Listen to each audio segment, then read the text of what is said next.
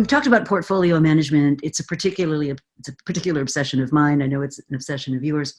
But why do companies, by and large, have such a dreadful record of doing a good job of managing both their exploration portfolios and their exploitation portfolios? Why do you think that is? I can only assume, right? But what we've seen is that reinvention hasn't been as important in the past, right? You could build competitive advantage, and of course, you talk about the end of competitive advantage. You used to be able to compete on one business model for a very long time. And the challenge is that business models are expiring faster than ever before, right? Like business models expire like a yogurt in the fridge. You can't even as a manager, you can't live through the same business model. You have to reinvent yourself because there's more competition, there's disruption, there's new technologies, there's new opportunities as well. And think of it this way.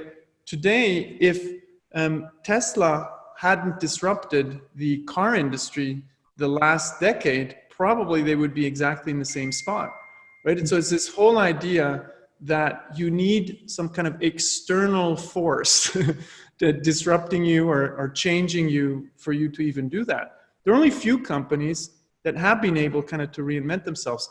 Now, if you want to, you can. And my favorite example from the book is actually Ping An. I don't know how well you know Ping An.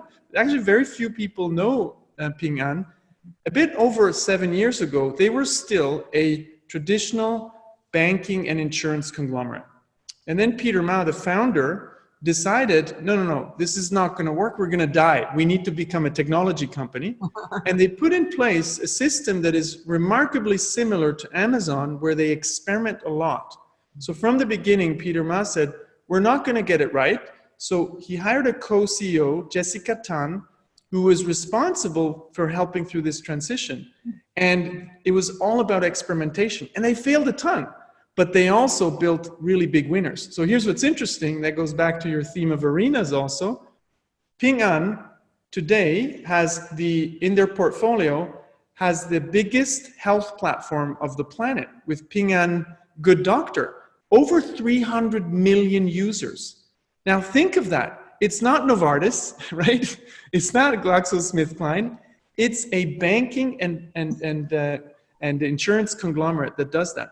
But that requires this thinking and the entrepreneurial thinking we need to shift. So there are a couple of things. Now there's external disruption, but there's also this idea that you probably need a more entrepreneurial kind of senior leader for this even to happen. Because for a long time, that was not the core skill. It was to manage a company well, to make it lean. And now we're in the other extreme. We're making them too lean, so they're not surviving the atomic bomb scenario of now, right? And you talk about that quite a bit.